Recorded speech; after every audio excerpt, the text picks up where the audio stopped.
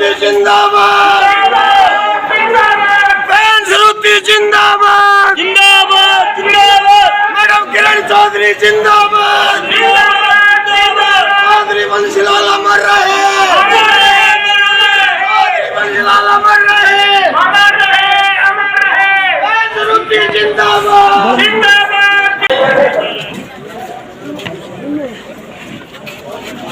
भाई साहब के साथियों से ये जो है कि सामने बैठे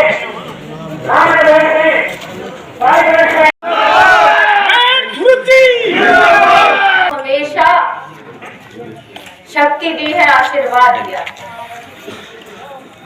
चौधरी बंसीलाल सुरेंद्र सिंह तो उनको कौन भूल सकता है। तमाम हरियाणा प्रदेश उन महान नेताओं को याद रखता है और एक चौधरी बंसीलाल ही थे जिन्होंने 36 बिरादरियों का काम किया और तमाम हरियाणा के हर एक जिले में काम किया। बिजली, सड़क, नहर, एक ही कलम से उन्होंने ये काम करे और इतिहास पूरे देश में रचाया। सुरेंद्र सिंह जी आपके अपने थे, 36 बिरादरियों का उनके साथ लाड प्रेम था। उनका सौभाग्य था कि घर घर के वो लाडले थे, भाई थे, साथी थे। और मेरे बड़े बुजुर्गों में तो मैं हमेशा अपने पिता की छवि देखती हूँ, क्योंकि आप वो लोग हैं जिन्होंने मेरे पिता के साथ, क्या बोलूं, इतना लंबा सफर, एक जीवन आपने बिताया और आपको देख के ही हौसला मेरी माँ और मेरा रहता है। आज के दिन 10 साल होने को जा रहे हैं जहां बीजेपी ने राज किया, ऊपर भी और विधानसभा में। उसका ये नतीजा है कि मायूसी ही मायूसी हर वर्ग में है। हर वर्ग की कमर तोड़ने का काम किया बीजेपी ने और सिर्फ झूठ बोल के सत्ता उन्होंने हासिल कर। कभी देशभक्ति की भावना की बात करी तो कभी सांप्रदायिक भावनाओं के ऊपर खेले। और यही नहीं, जातिवाद का जहर और भी घोलने का काम बीजेपी ने किया। और 10 साल उनका ये फॉर्मूला चला, लेकिन अब वो समय खत्म हो रहा है और आप लोग वो लोग हो जिन्होंने बड़े बड़े आंदोलन करके, ऐतिहासिक आंदोलन करके बीजेपी का सर झुकाया। तो अपने आप को तैयार करिए ताकि किसान मजबूत हो, हमारा नौजवान भाई बहन मजबूत हो, हमारा भविष्य सुरक्षित रहे। और मुझे दुख होता है ये कहकर कि आज के दिन भिवानी दादरी की राजनीतिक रूप से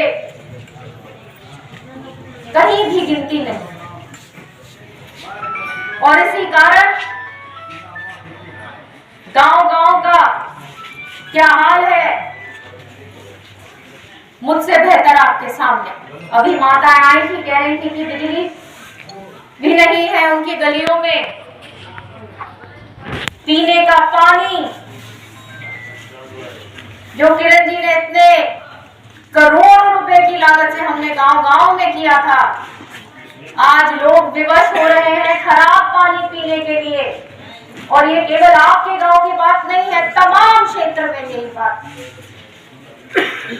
जो सरकार स्वच्छ पानी, साफ पानी अपने नागरिक को साफ पानी तक नहीं दे सकती पीने के लिए, वो सरकार और क्या करेगी? आप विवश हैं क्योंकि कोई सुनवाई नहीं। और हमारे ये क्षेत्र की प्रकृति है, ये बहादुरों का क्षेत्र है, वीरों का क्षेत्र है, जहां पे हमारे पूर्वज देश की रक्षा करते हैं, बॉर्डर्स पे रहकर अपना लहू तक बहाते हैं, और अग्निवीर जैसी योजना लाकर उन्होंने आर्मी के साथ और देश के मनोबल को खत्म करने का काम किया है। हमारा नौजवान बच्चा, ग्रामीण बालक विपरीत परिस्थितियों में तैयारी करता है फौज में जाने के लिए। बहादुर किसान का बेटा नंगे पांव अक्सर दौड़ लगाते हुए दिखते हैं मुझे बच्चे सड़क पर। उस बच्चे का सपना चूर किया।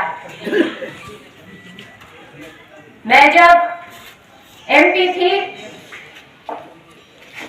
तो मैंने अपने टाइम पे चौधरी बंसीलाल यूनिवर्सिटी भिवानी में बनवाई, जिसके अंदर आज के दिन इतना खराब काम है कि वहां पे पेपर भी पता नहीं कब होंगे नहीं होंगे।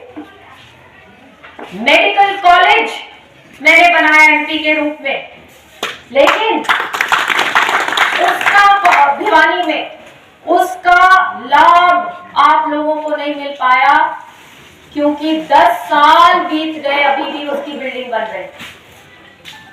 और मेडिकल कॉलेज क्यों बनाया? कि हमारे जो गरीब ग्रामीण क्षेत्र के जो लोग हैं, वो कभी हिसार भागते हैं, कभी चंडीगढ़ जाते हैं, कभी दिल्ली तक जाना पड़ता है, उनका इलाज हो सके। चौधरी बंसीलाल ने जब सिविल हॉस्पिटल भिवानी में बनाया था तो एशिया में सबसे बड़ी बिल्डिंग थी वो, और उसी का विस्तार मैंने किया मेडिकल कॉलेज के रूप में, लेकिन उसका फायदा आप लोगों को तक नहीं आने दिया। स्पोर्ट्स यूनिवर्सिटी अपने क्षेत्र के लिए मैंने घोषणा करवाई एमपी के रूप में, और उस यूनिवर्सिटी को राय में उठा के लेकर एमपी ने मुंह नहीं खोला कि ये भिवानी दादरी का हक है, ये हमारे बच्चों के लिए है, ये हमारे ग्रामीण बच्चों के लिए है। उन्होंने केवल और केवल आत्मसमर्पण कर दिया कि ठीक है भाई, मोदी के नाम पे वोट मिले हैं तो आगे भी मिल जाओगे और आराम कर। अगर इसी रास्ते पे हम लोगों को चलना है और यही कमजोरी पकड़नी है और यही बात आपस में करनी है कि कुछ, तो ये कमजोरों की भाषा से क्रांति नहीं आएगी। आप लोग तो बहादुर लोग हो, आपने खड़े होना है, भिवानी को जीवित रखना है राजनीतिक रूप से, ये आपका काम है, क्योंकि आगे हमें हमारी जो पुश्ते हैं उनको जवाब देना है कि हमने उनके कल के लिए आज क्या किया। चौधरी बंसीलाल जो नींव रख के गए उसको कमजोर मत होने दीजिए। 10 साल बतेरा देख लिया, अब सारे की सारे तगड़े हो जाइए, और मैं चुनाव भगवान की दया से लड़ूंगी, और उसी तरीके से जैसे पहले आपने चौधरी बंसीलाल और सुरेंद्र सिंह को जिताया, मुझे जिताइए ताकि किरण चौधरी और मैं आपकी सेवा कर सके। बहुत बारी लोग अखबार पढ़ते हैं और कहते हैं मेरे को कि बहन जी ये क्या कर रहे सो, सारे कांग्रेसी एक क्यों नहीं हो जाते, लड़ाई लड़ते रहते हो। और मैं आपको बताना चाहती हूं कि हमारी लड़ाई किसी से नहीं। हम क्यों लड़ेंगे? हम अपने क्षेत्र की आवाज उठाते हैं कि हमारे क्षेत्र की हिस्से की नौकरी हमारे क्षेत्र में आए, हमारे क्षेत्र का हिस्से का पानी हमारे क्षेत्र में आए, प्रगति और विकास हमारे क्षेत्र में हो। और सब कुछ अगर कहीं और जाएगा और हमें वो मंजूर है तो फिर तो लड़ाई नहीं। फिर अगर हमें चुप्पी साधनी है तो लड़ाई कहां है? लड़ाई वहां शुरू होती है जब आपके हकों के लिए हम आवाज उठाते हैं। आज आप देख रहे हैं कोई लड़ाई करने वाला आपके लिए नहीं है और आप इतने मायूस हो गए, आपने एक्सेप्ट कर लिया, आपने स्वीकार कर लिया कि ऐसे ही है, पानी गंदा आ रहा है तो आ रहा है, खराब अवस्था है तो है। ये स्वीकार मत करिए, आपको खड़ा होना है और अपने आगे की पुष्पों की रखवाली करें।